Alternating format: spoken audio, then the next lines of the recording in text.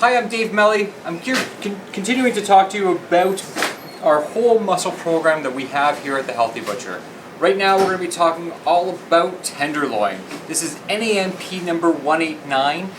It's also labeled with a PSMO, which means peeled silver skin side muscle on.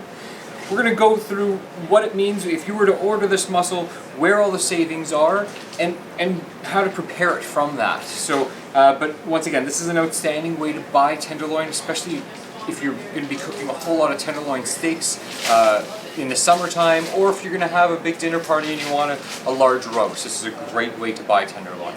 So let's start off by taking the tenderloin out of its package. This is 100% grass-fed Wagyu beef from Firstlight Foods in New Zealand. The grade on this is MBS 46.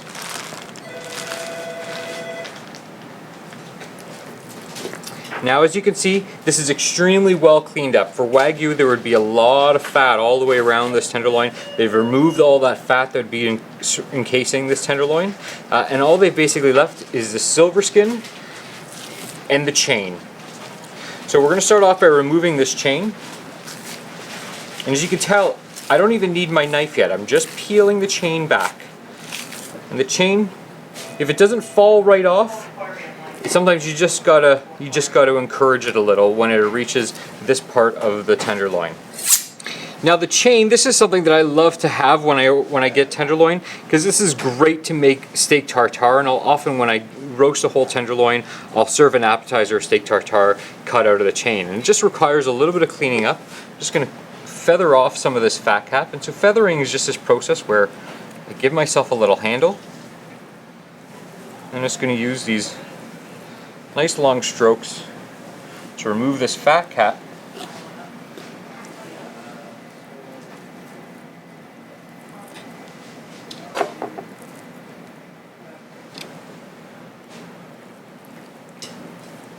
When you buy a tenderloin roast prepared, the chain will be off. And so this is something that very often we don't get to see, but this is an absolutely stunning muscle to use for steak tartare.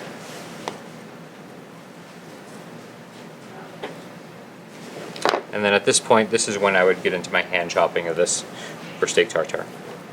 I'm going to leave that to the side, and I'm going to make a nice little trim pile off to the side so you can see how much quote-unquote waste is used. You can certainly use this to fortify your jus for your finishing sauce.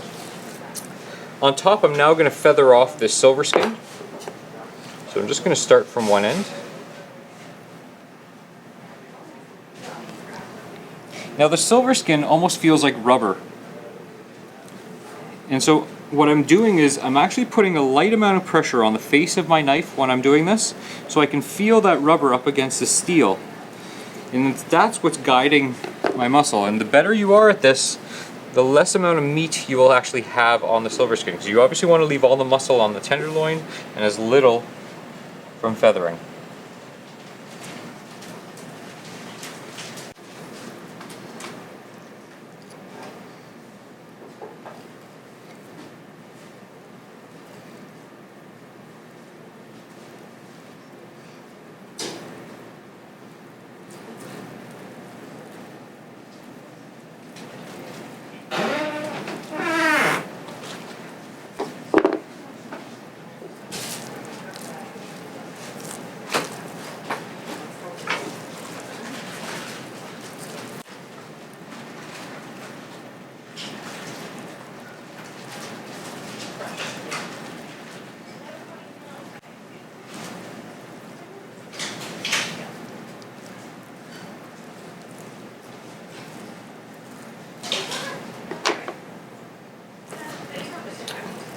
Okay.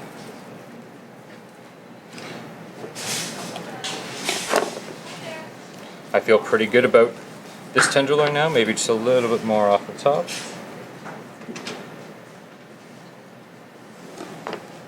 Alright, so let's talk a little bit about this tenderloin and the different parts of it.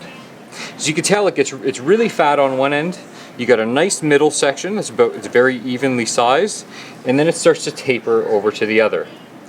This end, where it's tapering quite a bit, this region is known as the filet mignon, or the minuscule filet. The region in the middle, where it's all equally sized, this is known as the tournedos. And on this region, where it's nice and fat, this part is called the Chateaubriand. Traditionally, this is the roast end. This is where you would cut perfect steaks from, and this would be like your breakfast steak or something along those lines. Now, as a muscle like this, there's a lot of times I like to just roast a tenderloin just like that, and the reason why is because you get the very fat ends for people who like the tenderloin to be very rare. You've got this middle region that'll come out to like a very nice medium rare, and then as it tapers, it's for those people that actually want something a little bit more well done. You can slice from this end here. So depending on how many people I'm feeding, a lot of times this works out well for a dinner party guests. However, traditionally, when we serve tenderloin, it's all about being able to offer everybody the exact same doneness, having it all cooked very evenly. And so at that point, that's where we actually try to make the tenderloin very, very even through a process of trussing. So we're going to truss this tenderloin quite quickly.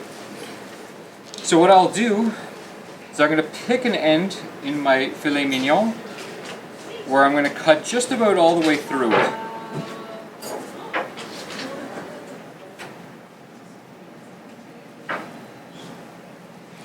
But notice how I haven't cut quite all the way through it. And what I'm going to do is I'm going to tuck that underneath my tenderloin. So now what's happened is once I finish trussing this, I'm going to make a very even thickness tenderloin all the way across.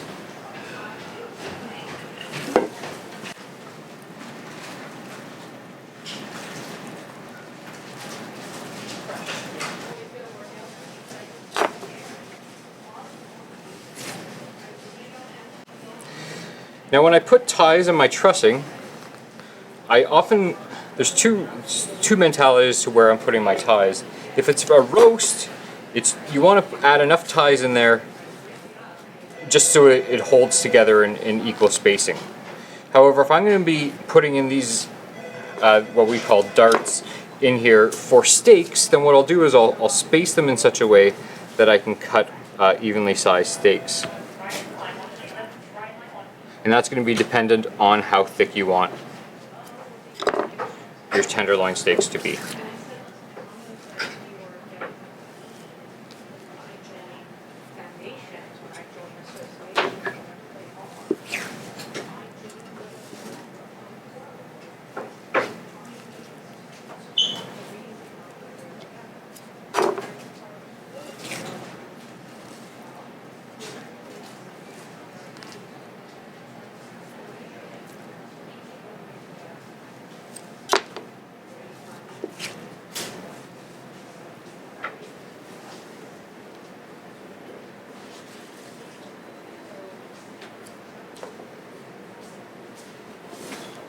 Right.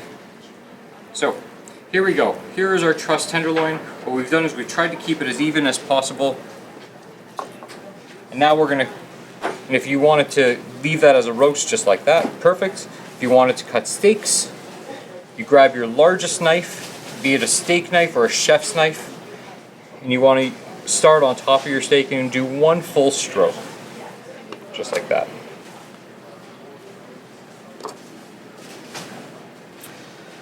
I hope you enjoyed this video on tenderloin.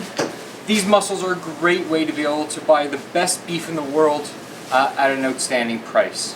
Hope to see you in store or online here at The Healthy Butcher.